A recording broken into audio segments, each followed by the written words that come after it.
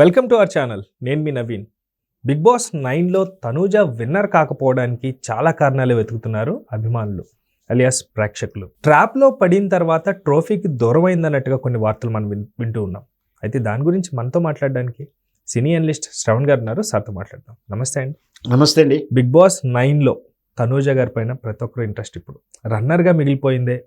Last వీక్స్లో game మార్చుకుంది, విన్నర్గా చూడాలి, కప్తో బయటకు వస్తుందన్న ఊహల తర్వాత ఇప్పుడు ఏకంగా ఒకరి ట్రాప్లో పడిపోయింది, అందువల్లే ట్రోఫీకి దూరం అయిపోయిందన్న మాటలు వినిపిస్తుంది. ఎంతవరకు వాస్తవం అండి? దాని గురించి మీరు ఏమంటారు? బిగ్ బాస్ షో 15 వారాల ఆట, 14-15 వారాల ఆట. సో ఎంటర్టైన్మెంట్ వర్క్ చేసి వదిలేయాల్సినటువంటి అంశం అయినప్పటికీ కొంచెం చెప్పాం కదా, షో విషయంలో కానీ ఆ షోలోకి పార్టిసిపేట్ విషయంలో మనం కనెక్ట్ అయి ఉంటాం ఆడియన్స్గా. ఒకరి మీద అభిప్రాయం ఏర్పరచుకుంటాం, బంధాన్ని ఏర్పరచుకుంటాం. సినిమా చూస్తున్నంత ఆ 3 గంటల్లో కూడా కొన్ని క్యారెక్టర్లు బాగా నచ్చితే మనం కనెక్ట్ అవుతాము.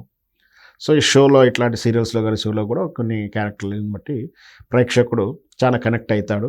వాళ్ళు గెలవాలని, ఇతరు అంటే వాళ్ళు ద్వేషించే విలనిజం ఉన్న వాళ్ళు ఓడిపోవాలని కోరుకోవడం, అంటే విలన్ ఎప్పుడు కూడా ఓడిపోవాలి ఎట్లయితే అనుకుంటాం అట్లా అనుకుంటారు.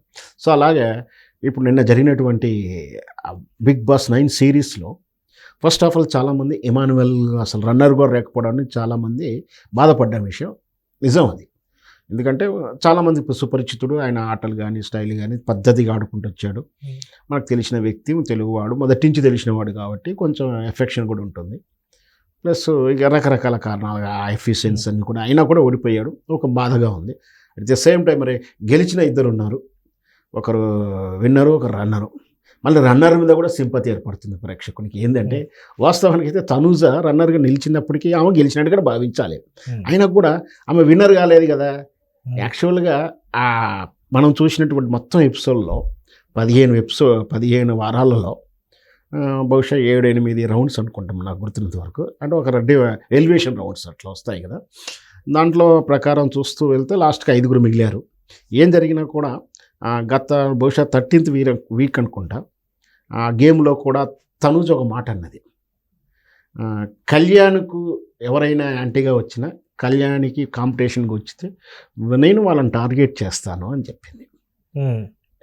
ఎలిమినేషన్కు టార్గెట్ చేస్తాను. ఇక్కడ ఏంటంటే బిగ్ బాస్ షో ఒక సర్క్యూట్ హౌస్లో ఒక 15 వారాలు ఒక ఆడ మగ కలిసి ఉండడం, లేదా 15 మంది కలిసి ఉంటారు కాబట్టి కొంచెం కలిసి ఉంటే కొంచెం అవగాహన గెట్ టు ట్రావెల్స్లో ఒక్కొక్కసారి ఒకరి మీద ఇష్టాలు ద్వేషాలు ఏర్పడుతూ ఉంటాయి.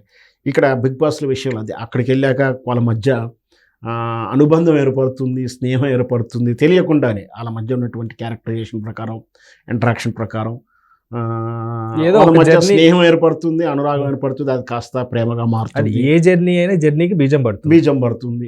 ఇది ఒక కోణం. ఇంకొకటి ఏంటంటే వాళ్ళ మధ్య ఏదో లవ్ ట్రాక్ ఉన్నట్టుగానే చూపిస్తుంటే షో వాళ్ళకు కూడా షో పట్ల ప్రేక్షకుడికి ఇంట్రెస్ట్ పెరుగుతుందని ఒక మరి ఆ ఫార్ములా ఏమైనా నమ్ముతున్నారేమో. కొన్ని క్యారెక్టర్ల మధ్య ఆ విధంగా ఉన్నటువంటి ఫన్ కానీ, లవ్ ట్రాక్ నడుస్తున్నట్టు కానీ కొన్ని వాంటింగ్లు చూపించడం ఉంటాయి. కొన్ని నిజంగా వాళ్ళు నటిస్తున్నారో యాక్టింగ్ చేస్తున్నారో కానీ యాక్టింగ్ చేద్దామని వాళ్ళు ప్రారంభించిన లవ్ ట్రాక్ కాస్త నిజమైన జీవితంలో కూడా వాళ్ళు లవర్గా పెళ్ళిళ్ళు చేసుకున్న దాఖలాలు కూడా ఉన్నాయి. అంటే మన లాంగ్వేజ్లో కాకపోతే అక్కడ ఏంటంటే ఒక క్యారెక్టర్ లవ్ ట్రాక్ నడుస్తుంటుంది. ఆ తర్వాత బయటకు వచ్చిన తర్వాత నడిచినవి కొన్ని ఉన్నాయి, నడవని కొన్ని ఉన్నాయి. అది మనకు ప్రస్తుతమైనప్పటికీ ఈ తనూజ కళ్యాణ్ మధ్యలో కెమిస్ట్రీ అనేది వర్కౌట్ అవుతూ త్రో ఆన్ అయింది వీక్స్ అంతా కూడా ఆ విషయాన్ని ప్రేక్షకుడు గుర్తుపెట్టుకున్నారు. ట్రోఫీ తీసుకున్న తర్వాత కళ్యాణ్ కూడా చెప్పిన మొదటి మాట అండి, నా ఈ విజయానికి సపోర్ట్ చేసింది తనూజ అని చెప్పి. ఇక్కడ ఏం చేసింది, తను ఇష్టపడింది, స్నేహపూర్వకంగా ఇష్టపడిందో ప్రేమరూపంగా ఇష్టపడిందో వాళ్ళ వ్యక్తిగతం మనం అందులోకి వెళ్ళాల్సిన అవసరం లేదు. కానీ ఒక కళ్యాణ్ గెలిపించే ప్రయత్నం చేస్తూనే కళ్యాణ్కి ఆపోజిట్గా వచ్చినట్టయితే 13th వీక్లో అనుకుంటా ఎలిమినేషన్ రౌండ్లో అక్కడ రీతును టార్గెట్ చేసింది, ఇమానుని టార్గెట్ చేసేసి కళ్యాణ్ సపోర్ట్ అయ్యేలా, కళ్యాణ్ విన్ అయ్యేలా వేస్తూ వీళ్ళు ఎలిమినేట్ అయ్యే రౌండ్లో రీతు అనుకుంటా అప్పుడు ఎలిమినేషన్ అయింది, భరణి అండ్ రీతు అనుకుంటా. వాళ్ళు ఎలిమినేషన్ అవ్వడానికి ఈమె వేసినటువంటి సపోర్ట్ కానీ, మార్క్స్ కానీ, డిసిజన్ మేకింగ్ కానీ బాగా హెల్ప్ అయితోటి లాస్ట్కు ఆ తనూజను, ఇమానువల్ అండ్ కళ్యాణ్ కూడా, దాంతో సంజన వీళ్ళంతా గేమ్లో ఉన్నారు. అప్పుడు వెళ్ళిపోయారు. సో ఆ రోజు కళ్యాణ్ని గెలిపించడం కోసం ప్రయత్నం చేసినటువంటి తనూజ కళ్యాణ్ని గెలిపించే దానికన్నా ఎఫర్ట్ కానీ అదన్నా తాను గెలవడానికి ఆ రోజు ఆమె ప్రయత్నం చేసి ఉంటే ఆ రోజు కానీ అట్లాంటి ఎపిసోడ్లలో ఒక అడుగు దూరం అంతకుముందు ఈమె విన్నర్ అయ్యి ఆయన రన్నర్ అయ్యేవారము.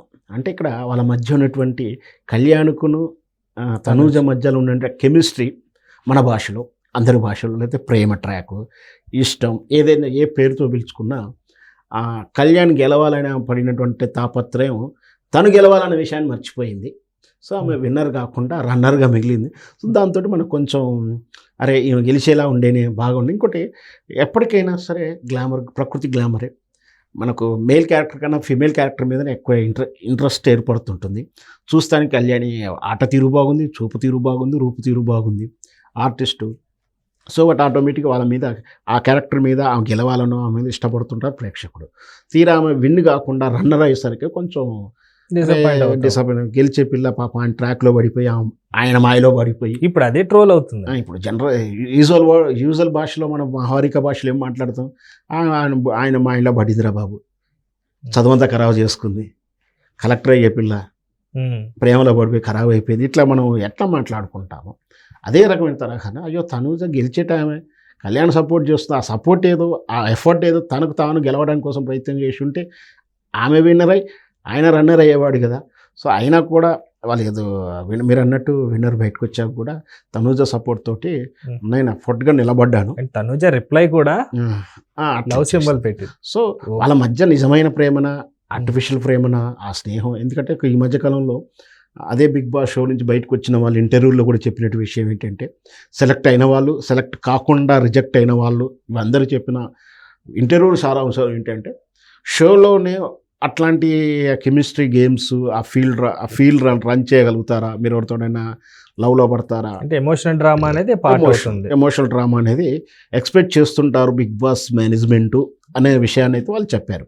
మనం చూస్తుంటాం జబర్దస్త్లో కూడా సుధీర్ అండ్ రష్మి మధ్యలో ఒక level love track since 13 years నుంచి నడుస్తూ ఉంది, హిలేరియస్ ఫన్ ఇప్పటికీ జనరేట్ నడుస్తూ ఉంది. ఆ ట్రాక్ రాగానే ఆడియన్స్ కూడా బోర్ ఎప్పుడు ఫీల్ అవ్వడు, ట్రాక్ స్టార్ట్ కాకముందుకే వాళ్ళు కనపడగానే ఒక ఫీల్ గుడ్లోకి వెళ్ళిపోతారు.